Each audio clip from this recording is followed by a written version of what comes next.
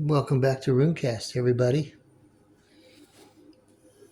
Today, I wanted to talk a little bit about the year 1982 and why it's important to Runesters. Um, Please comment below if you want to engage in this conversation about the magical time period that was, say, 1979 to 1985. And beyond. Something I'm postulating that something was that a movement was beginning, and this obviously started, from the other side. Communication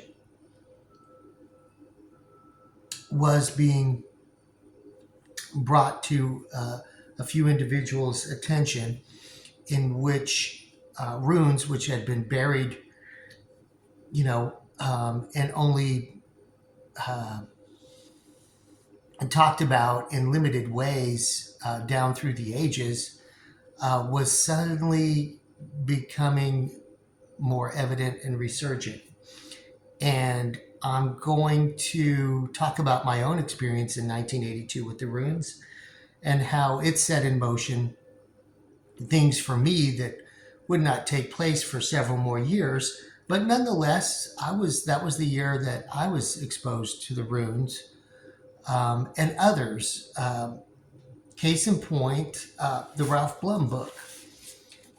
I did not get a copy of this book until 1990.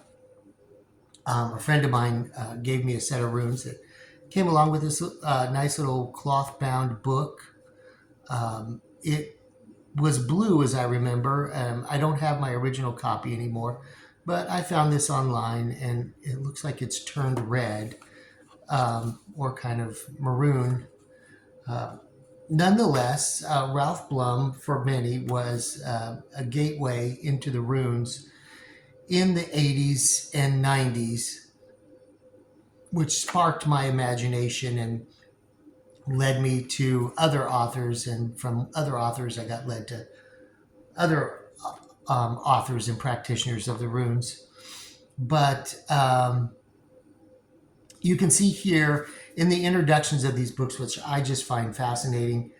And I hope by making this video, other runesters will reach out and share their own experiences and thoughts about how the runes decided at that point in time to make themselves known and start a resurgence in the craft. It was an amazing time. And Ralph Blum was one of those.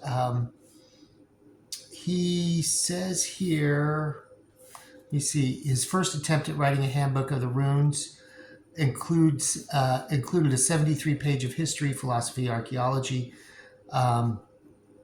But then my way of learning the subject was to research it, digest it, synthesize, and write it. I think he said he did this in 1979. And, ultimately, he published this in 1982. So this was the gateway book for many people, myself included, who was just entranced when I finally got this book in 1990. But I too was looking for something in the early 80s. I was only about 16 years old at the time. And, I was led to the runes, and I just pulled them out of the encyclopedia. There was no internet in 1982, so you had to go to books. And I was fascinated by the structure of the alphabet, how it looked. But interestingly, Blum's book, which I, took to heart, it was the only book I knew of. I read it again and again and again. And it's interesting how he lays them out, not in order, but at least he got them down. And, he starts off the alphabet with a ruse. And then, arguably, the second rune is the second to last rune, Othala. And he included this book with a little set of tiles. And then, intuitively, he decided to add the unknowable, the blank rune.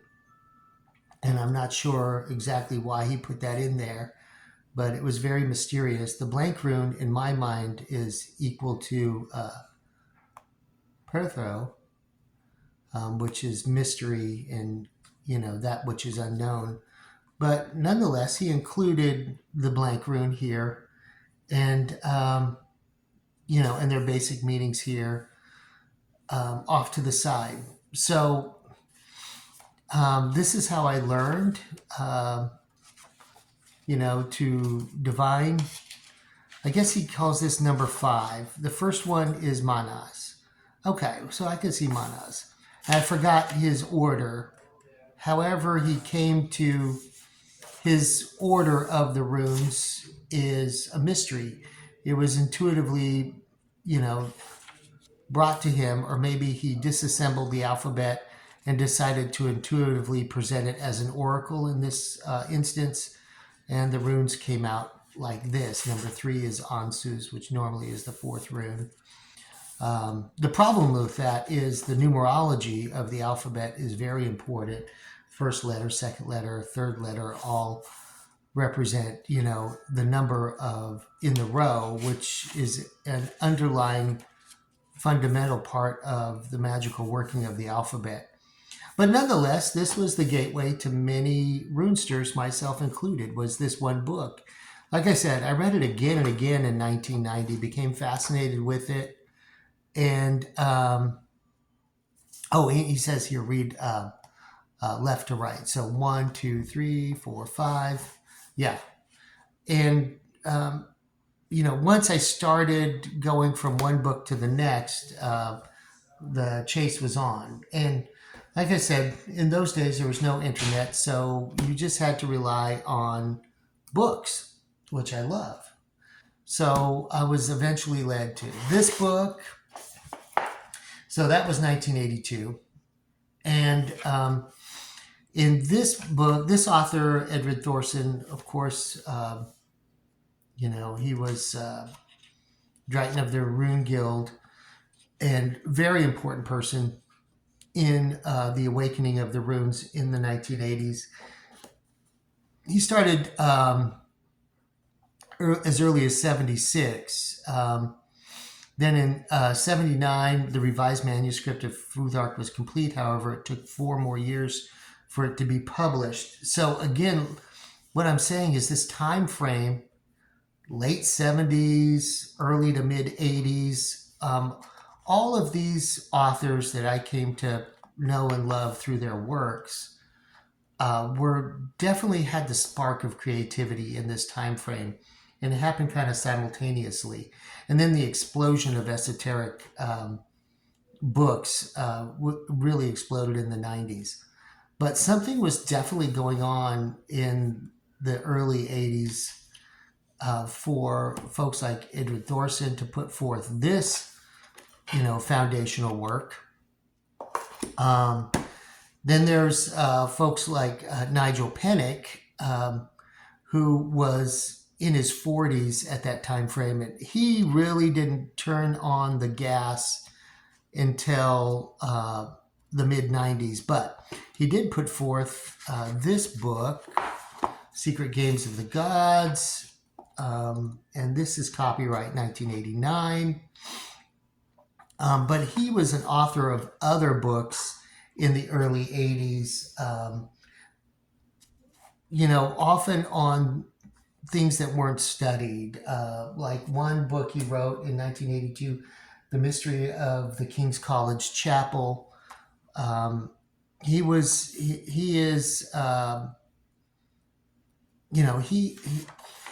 Nigel's a true towering intellect. He writes in multiple languages. A lot of his bibliography is reference German texts, which are amazing. So he goes really, really deep. His appendices and his notes are more academic. His books are amazing to read. I have many of them in my collection, and I go back to them time again. Of course, my favorite, which I've reviewed on this channel, is Rune Magic, which came, but you could tell Nigel was interested in this stuff. This is 1992. And after this book came out, he really turned on the gas and started writing book after book after book. It's hard to keep up. He's had so many. But Nigel was definitely working his way towards this subject in the 80s as well. You can imagine if he published it in 92, he was probably thinking about and working on it in the 80s as well. But then there's Freya. Okay, Freya Oswin originally published this work as Leaves of Yggdrasil. Currently, you can get it in its current title, which is Northern Mysteries and Magic. But I do want to read from her discovery of the runes at about this time frame, and I really would love to open up the discussion for those of you that are runesters, and what your experiences were with the runes. And I'll give my very brief introduction in a moment that also happened in 1982. So in her introduction of this book, she talks about how she came to the runes, and it's very telling. She was a practice of Wicca and had been in several covens. Edred Thorson, too, in the 60s and 70s, was in and out of different covens before they, got called to the runes. And she writes, at first I felt home in the craft and threw myself enthusiastically into the work of the coven. But after a while, I began to ask myself certain questions. Terms such as old gods and old religion were part of the everyday vocabulary of the craft. But what did they really mean to me in terms of my own background? The gods mentioned were usually Greco-Roman or possibly Celtic, but I was Dutch, and I began to wonder whether we had our own gods. I soon discovered that we did. I realized that the Dutch are a Nordic people, and their gods are the same as those of the Scandinavians and Anglo-Saxons, Woden, Donjar, Freya, and so forth. Names that are called to me with curiosity and haunting power. I began a profound search for my own religious roots, for gods that I could feel were truly my own. It was not long before the gods themselves gave me a helping hand. One day, a young man who was a fellow member of the coven took me down to Surrey to introduce me to a woman who was considering joining the craft. She lived with two delightful cats named Victoria and Albert, who astonishingly had lived for 20 years. This woman turned out to be a dabbler in the runes, and she offered to do a reading for me. She had a series of flat pieces of clay on which the runes were inscribed and a piece of paper on which their meanings were written. She invited me to lay the runes out in a circle, and as I touched them, something significant happened. I knew with a powerful certainty that the runes were mine.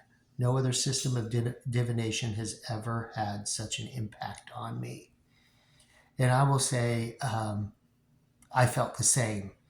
Although my first introduction to the runes was back in 1982, like I said, I was looking for an alphabet in which I could write something that nobody else could read but me and whomever I shared the meaning of the letters of the words with. And I went through the encyclopedia and looked at several different alphabets. And the one that I was drawn to straight away was the runes. I liked the way they were shaped. They spoke to me, and when I wrote them down on paper, I truly felt when I was crafting the lines, I can still remember back to that day in 1982, trying to inscribe a letter in all runes. to pass to someone who would read it with a key that I would give to them separately and understand what I was trying to say. And if someone ever came across it, they would look at the runes and they would not understand. So, at any rate, I've explained this note passing that I did when I was 16 in an earlier video. It had to do with a young lady that I was very much in love with. And her father did not allow her to date. So, at any rate, I was drawn to the alphabet. Something magical happened when I was writing and forming the characters on the paper. And I can't really explain it. But less than 10 years later, another young lady gave me this book. And she was a practitioner of the arts, not of runes. But she said when she was looking for a gift for me, that this popped out at her and she knew that I needed this. And she gave me Ralph Blum's runes with the little tiles in it. And I'm still forever grateful. Gosh, that's been 40 years. That was 1990. And it started my whole journey. And yes, so please share. For those of you that might be my age or older, if you're watching, please share your interactions, what you were doing in the mid-80s and how you came to the runes. And if you're new to the runes, please share how you discovered the runes. I would be very grateful to know. I think it's important that we share this kind of information together because it shows how we were called and it can be very insightful. And for those of you that have been watching me over on Psycho Tarot, now called Ho Audio with Misty and I, she's sharing astrology with me. I've been sharing runes with her. You know, we've been together for about 20 years. It goes back and forth. I'm still not adept at astrology or tarot. My focus has always been the runes, but she is a very accomplished tarot reader. She does offer readings, and she's encouraged me to offer you all rune readings. And so if you'd like a reading of the runes, you're welcome to reach out to me in the email that I will list below, and I'd be glad to do a reading for you. All right, very good. Thanks for joining me. I don't do these very often, but I do plan to be doing more. And thanks as always for watching.